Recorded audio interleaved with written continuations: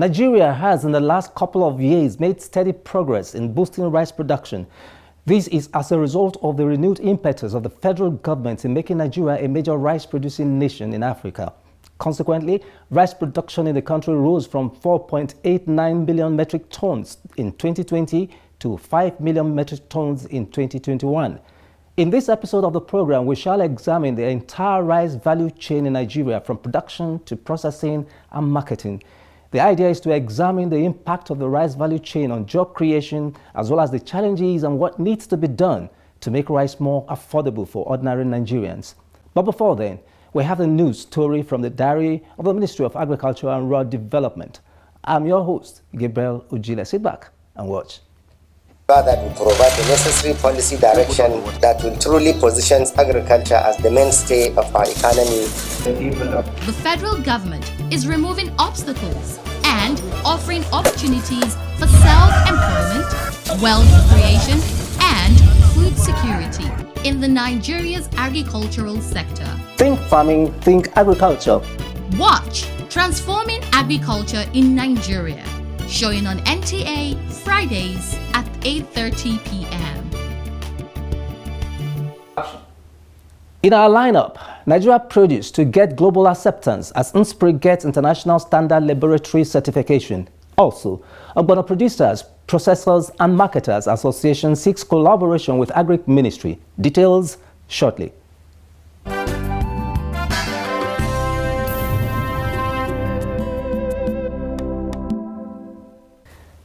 The rejection of agricultural produce from Nigeria in the global market will become a thing of the past, as the Nigeria National Accreditation System recently presented the Certificate of Accreditation of Nigeria's Stored Products Research Institute, Central Laboratory, to the Honorable Minister of State of the Agric Ministry. Speaking during the presentation, the Director of Nigeria National Accreditation System, Celestine Opanya, who was represented by the Quality Manager Okechukwu Ejiofor, stated that the Nigeria Stored Products Research Institute Central Laboratory has met the international standard in every ramification during the accreditation process. The accreditation process that your laboratory underwent passed the necessary processes, beginning from the assessment of your management system and the witnessing of activities by your analysts.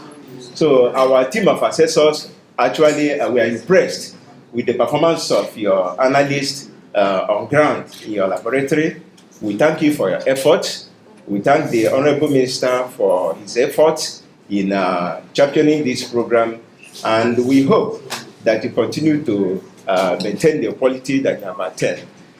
Speaking during the presentation ceremony, the Minister of State, Federal Minister of Agriculture and Rural Development, Mustafa Baba Shehouri, who was represented by the Director of Agricultural Land Development and Climate Change Management Services, Shehu Tijani Bello, appreciated the stakeholders who made this accreditation possible and urged Inspire to collaborate with exporters to ensure that Nigeria Produce gets certification before export.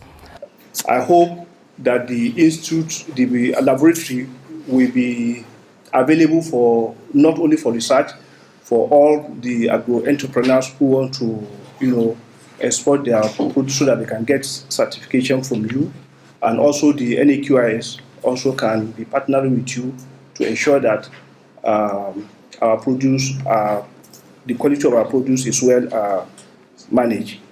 Also speaking, the Executive Director, Nigeria Stored Product Research Institute, Patricia Pesu, appreciated the Minister for the funds that were released, which made the accreditation possible. She emphasized the impact the certification would have on Nigeria's agricultural produce and business with the international community.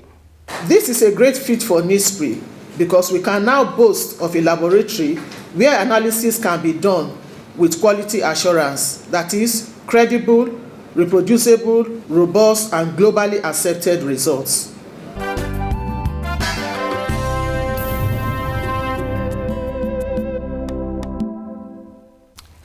The National Executive Committee of Ogbono Producers, Processors and Marketers Association of Nigeria recently sought for collaboration with the Ministry of Agriculture and Rural Development to increase production, processing and marketing of Ogbono in Nigeria and for export. Speaking during a courtesy visit to the Honorable Minister, the National President of the Association, Una Dozie, congratulated the Minister for his many strides since he came on board as Minister. Unadozie appealed to the minister on behalf of the association to assist the association with input, loan, amongst other interventions. We request for farm inputs like tractors, implements, fertilizers, herbicides, and processing equipment for our over-teaming members. Reacting to the request, the Director of Federal Department of Agriculture, Abdullahi Abubakar, on behalf of the Minister, Mohamed Mahmoud Abubakar, assured the association that the ministry will give the needed support to the association to enhance their activities. Those I can respond to you now, such as your request for farm input, tractors, processing equipment. It is directly under my purview. I want to assure you, as soon as you get out of this hall, you can make your request. If it is available, you will be given. The Federal Ministry of Agriculture and Rural Development has issued a statement debunking media reports that the Agric Ministry was queried by the House of Representatives Committee on Public Account for spending 18.9 billion naira on bush clearing. A statement signed by the Director of Information, Federal Ministry of Agriculture and Rural Development, Joel Oruche, it stated that it did not at any time spend 18.9 billion naira on bush clearing as reported by the media. The statement further said that there was no time the ministry received any audit query to warrant a summon by the House Committee on Public Accounts and that the committee might have been quoted out of context. The statement further clarified that the ministry only spent 2.5 billion naira and carried out bush clearing and land preparation of 3,200 hectares in 8 states, which include Osun, Ekiti, Edo, Cross River, Kaduna, Kwara, Plateau and Ogun states. The statement also added that other projects carried out by the ministry as part of the 2.5 billion naira spent during COVID-19 include construction of rural roads, provision of solar streetlights and boreholes in 6 geopolitical zones of the country, as well as soil sampling and mapping. Others are farmers' registration and rehabilitation of 4 national soil laboratories in Umodike, Ibadan, Kaduna and Abuja. Signed, Director of Information, Federal Ministry of Agriculture and Rural Development, Joel Oruche. One of the most cultivated staple foods consumed in Nigeria is rice. Rice is eaten at least 4 times in a week in various forms. But in spite of its popularity in Nigerian homes, a lot of people do not know how rice is cultivated and the opportunities the production process offers. In our next segment, we shall feature the activities of rice farmers in the north and south of Nigeria as they tell us how rice is farmed and how they have fared in rice production. Keep watching and learn the processes.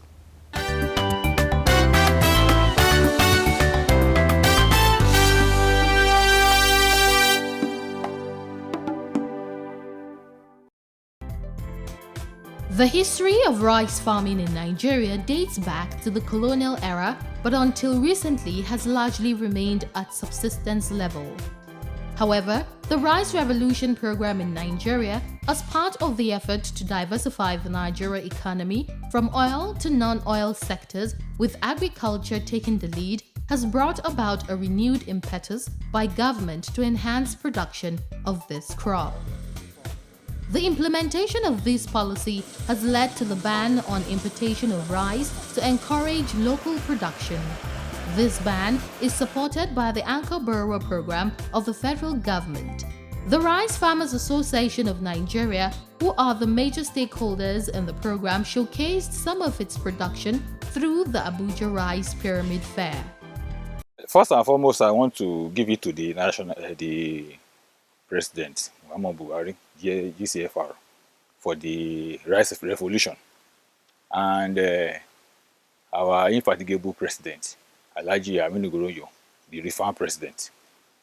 You know, before the beginning of Anchor's borrowers, our people have been planting rice. As a matter of fact, IFR CCTP intervened, assisted some of our farmers. But from the onset of the Anchor Borrowers program, rice farming has a new look in Ogun State and Nigeria as a whole. Rice is cultivated in both lowland and upland depending on the type of seed and location. Rice cultivation, like any other crop, starts from the land preparation.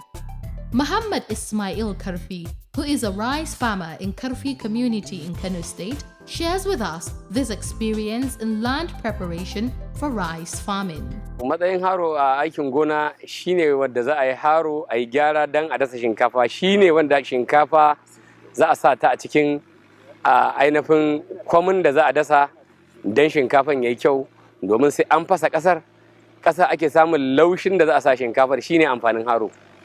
Bayan haro sai magana na labanan da dashe da kuma ainihin sa taki. A lot is also done after harrowing and planting to ensure a good yield. Ya danganta da yanayin guri. Wani gurin yakan ɗau kwana 10, wani kan ɗau sati 2, kwana 14. Sannan ka zo ka sa masa taki. It depends on the nature of the soil area. Some take 10 to 2 weeks after one puts in fertilizer. If there are unwanted grasses, we use spray to kill the grass and let it rot. As a result, the rice planted will grow because of the fertilizer.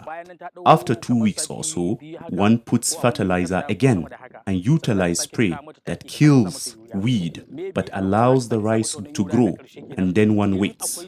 With progress in farming rice, it is no longer difficult. Sannan daga nan ne sai kuma ka zuba mata ido ka ga mata aiki, tunda aikin kafa yanzu inda aka samu ci gaba baya wahala gaskiya. The farms use the modern rice harvesters to harvest the rice. Through the hard work of these farmers, the government and World Bank's interventions, tons of paddy rice are harvested from this farm every 3 months. Frankly, we receive aid from an organization known as Appeals, in collaboration with Kano State Government, led by Malan Hassan Ibrahim from the Office of Deputy Governor of the state. There is no organization aiding farming like this particular organization. Hussaini Ismaila Karfi is another rice farmer in Karfi community. He owns 1.5 hectares of land where he produces 30 to 40 bags of rice every 3 months. For him, he could do even more if the government gives him more support. My call to the government is, with this as an example, doing this practically is better than theoretical claims.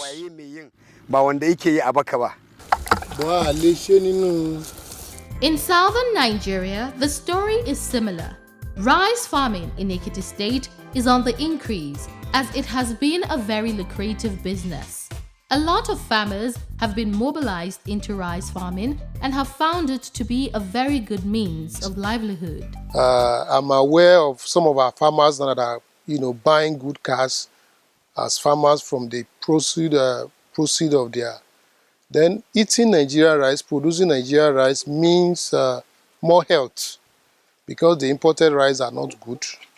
But here you can see most of these rice are organic, some are organic rice. We have lowland rice, we have upland rice. So then from experience, the money that was being spent on importation before is what the government is giving us now. Aside the monetary value, the rice farmers in Nigeria are motivated because there is a ready market where farmers can sell to processors. They are also motivated because of the importance attached to rice farming by the federal government. Now we do dine and wine with the president. We've had the rice festival. We've had the rice dinner with President Muhammadu Buhari. I was in the presidential villa, So these are wonderful things that are encouraging. What I want to tell people is that don't say it's a lie. I'm a product of so many trainings. I can produce seed. I do have international invitation. So what more? IITA, I have people, NCRI, we have people, you understand. Before it was not like this. A farmer would just be looked down as if, but now we are in charge. Despite the lucrative nature of rice farming, it is not without its challenges. The major challenges of rice farmers are equipment for cultivation, fertilizer, and motorable roads. The farmers make recommendations for a way out of these challenges. The only solution is for the government to come in. Individual farmers, cooperative farmers cannot do it. Land clearing is a big task. Financially, our farmers cannot cope. It's only government can do it. The government should come in, bring in the machine, pull down this forest for us, so that we can bring in our small machine that they can lay our hands upon to do.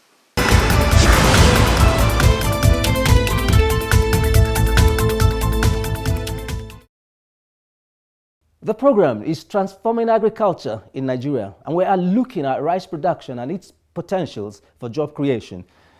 There was a time Nigeria rice was not preferred because of the stones found in it. But today, Nigeria has not only increased rice production but also enhanced the quality of rice produced due to improved processing practices. In our next segment, we are focusing on rice processing and marketing in Nigeria. Sit back and watch.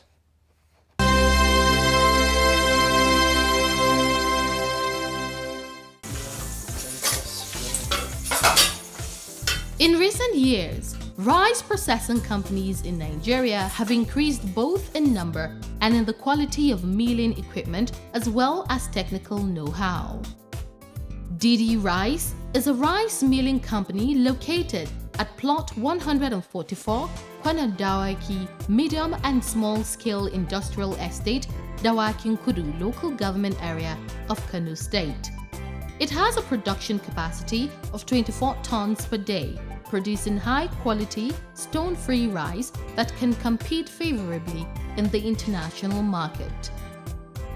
Didi gets its rice paddy from rice farmers in Kano. Processing starts in this parboiling tank, where it is parboiled, dried, and then sent to the processing machine. What we call the milling. The Didi Rice plant manager, Usman Yusuf, sheds more light on how rice is processed to ensure it is stone-free and meets the required standard. This is what we call paddy. It's already been parboiled. It's been processed from the parboiling section. As you can see, it is a long grain. And immediately you put it into this, what we call silo. You now use this as an elevator. This is what we call elevator. You open here, the rice will go in. There's cups inside that can elevate the rice up to what we call destoner, where it will destone and remove the whole particles, the unwanted particles, and the stone as well. You can see the stone here. Stone. Look at this stone. Here is stone.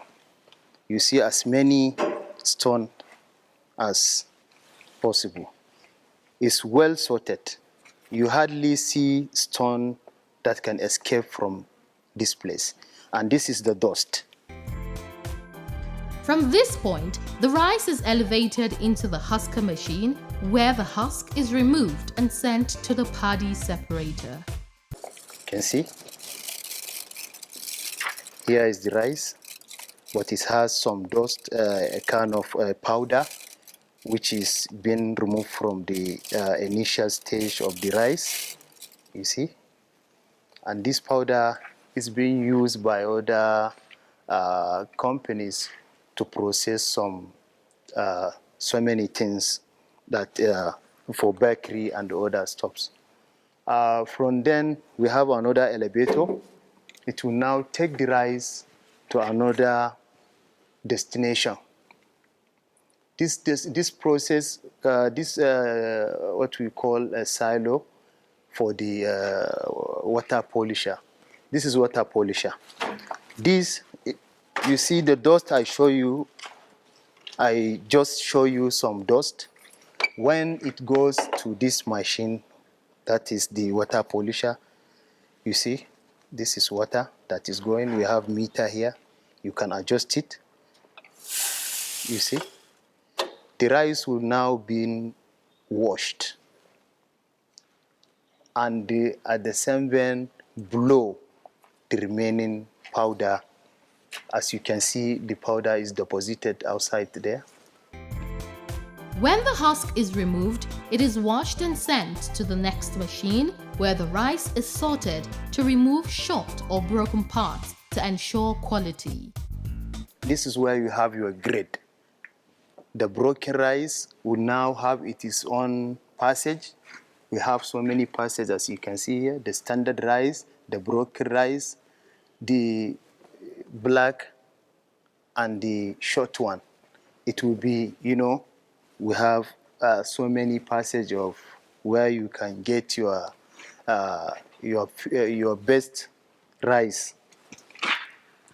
This is where you kept the broken rice. Immediately from that passage, it will now move into the unwanted rice will come here. The rejected rice will come to this place.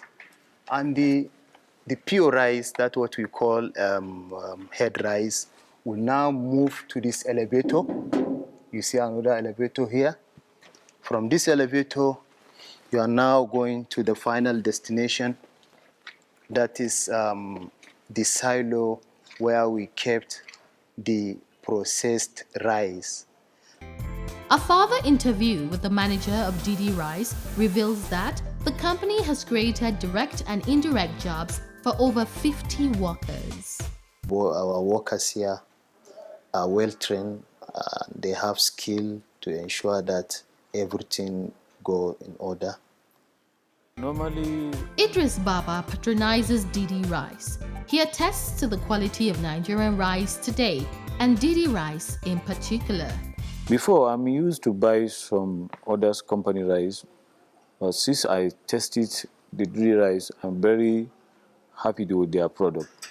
Aside processing and marketing, the rice value chain is a major source of livelihood for many Nigerians.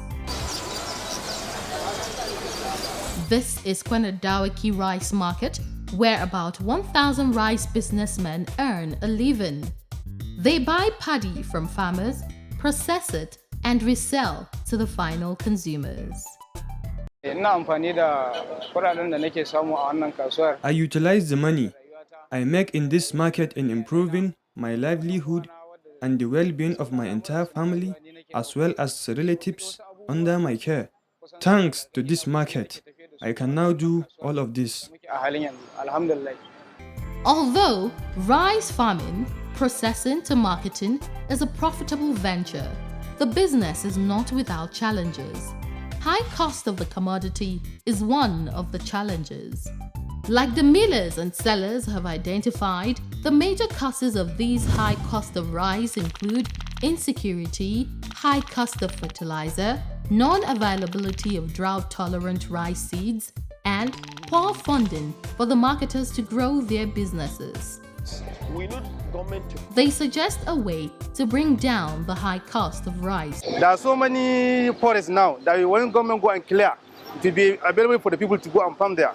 But the government didn't do that. And the one we have now, issue of insecurity, didn't allow people to go and farm. So there has to be the scarcity of the rice. When there's scarcity of the rice, the price will be high. We need government to come, and maybe to give us no entrance. I think like banks, they should use bank and give us empowerment, which no too much profit on it.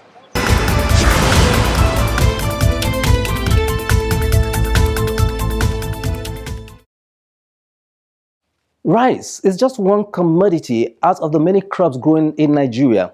From what has been achieved through the rice revolution, there is hope that agriculture can become the mainstay of the economy if the rice revolution is recreated along other crops that thrive in the country. Well, this is the much we can take on this episode. Join us again same time, same station next week. And if you missed this episode, you can get it through our social media platforms showing on your screen. Have a good night.